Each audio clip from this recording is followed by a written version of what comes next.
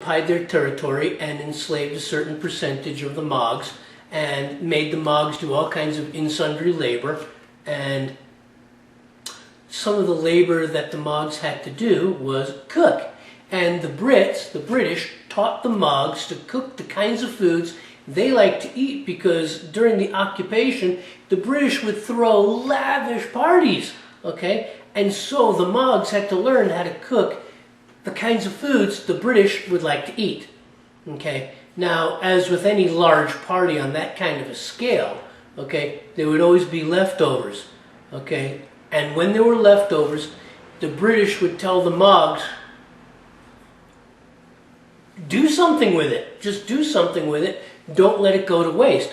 And that's when the Mogs got to become very creative with their cooking. So they started introducing the herbs and spices of Bengali cooking into the foods that they were making for the British, and came up with some excellent dishes. And the thing is that the Brits loved what the Bengalis were doing, what the Mogs were doing with their food. And one of the dishes that was created was this dish, chicken Jalfrezi. It's a lovely curry dish, and I'm going to make it for Morella Blaze. Happy birthday, Morella. Thank you for following me. I'm making Jalfrezi for you. So as usual with YouTube, ba-da! We know it's more than 15 minutes. Let's get going. I'll see you on the other side. All right, first things first, guys. In order to make this homemade curry, the first thing we're going to do is add some mustard seeds to some oil. I'm going to turn it down on medium, okay? Medium to medium high. Now, when those mustard seeds begin to pop, then I'm going to add some coriander, some turmeric, a couple other spices, okay? But what we want to do is we want to get them mustard seeds popping, okay? On medium. Okay? And they're just about at that point. Okay, now, the mustard seeds began to pop, so I lowered the heat to medium, and right now I'm going to add some ground turmeric. There we go.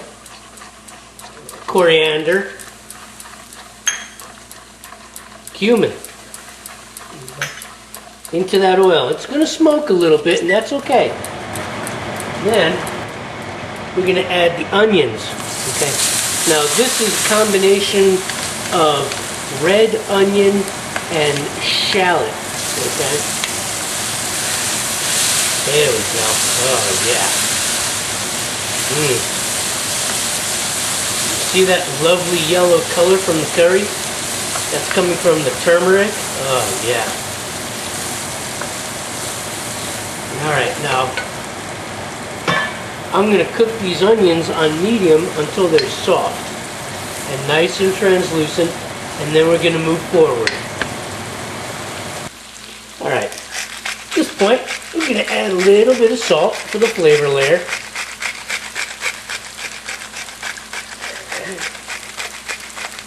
We're not going to add any black pepper, just a little bit of salt, because there's black pepper in the curry we're going to be using. And I'm going to mix this in, and I'm going to cook these onions for about another minute or two, and then we're going to move on to the next step. Alright guys, so the onions, as you can see, have softened and browned, okay? So they're right at that point. Okay. So I'm going to add in my garlic.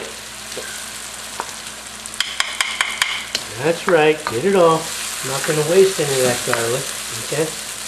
And I'm going to add in my ginger. Come on out. There we go. Oh, the fragrance in here is fantastic. All right, so I got the onion and the shallots, and the garlic, and the ginger, all coming together in this here wok. Alright. Just want to get it coated.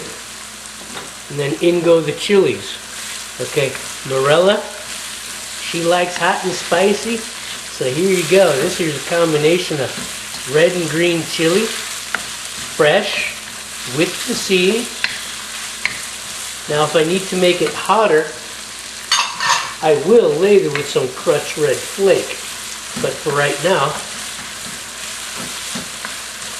I'm going to get this going on medium-high. We haven't even gotten to the meat yet. Okay. Just a touch of chicken stock. Okay. To keep the curry from burning. We want the curry thick. Okay. We want the curry thick, but we don't want it to burn.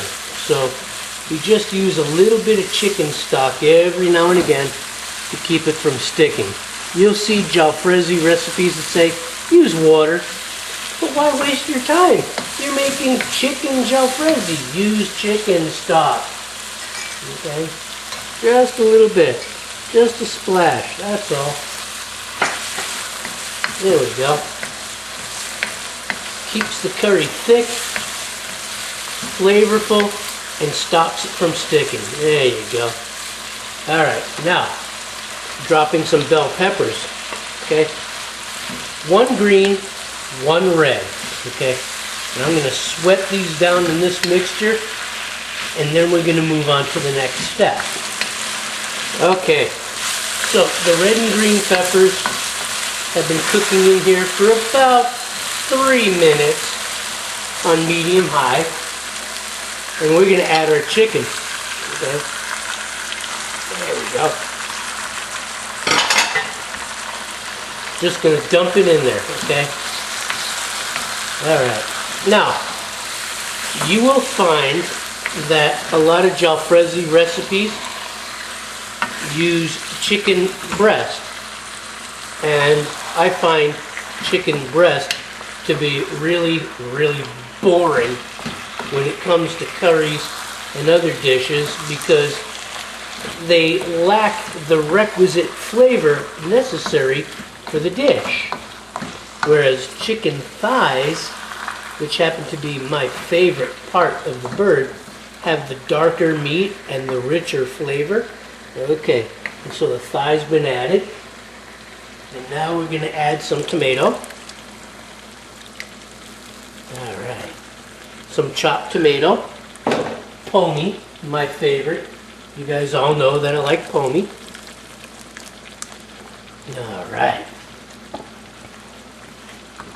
There we go.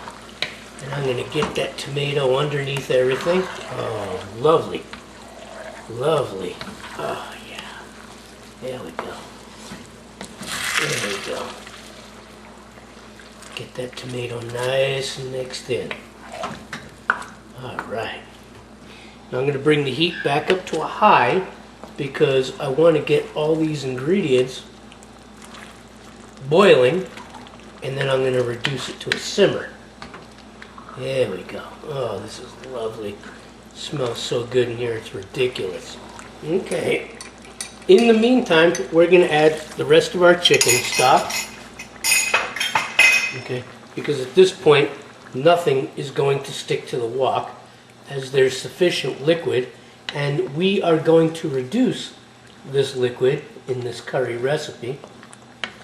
Okay, so I'm going to bring this up to a boil again, and then back down to a simmer, and we'll move forward. Okay guys, so the masala came to a boil, and now I've got it down to a simmer. And it's going to stay here at this simmer for about 30 minutes, give or take, maybe a little longer. I'm going to add an additional ingredient. You don't usually see this in Jalfrezi, but I'm putting it in there because I think it allows the flavors to pronounce. And that ingredient is sugar. Okay. About 2 tablespoons sugar for about 3 pounds of meat plus all these other ingredients, and I think the sugar helps the flavors to pronounce themselves. Okay, this is not a standard ingredient in Jalfrezi, but it does make it taste good. It'll give just the slightest smack of sweetness to that pepper. just the slightest smack.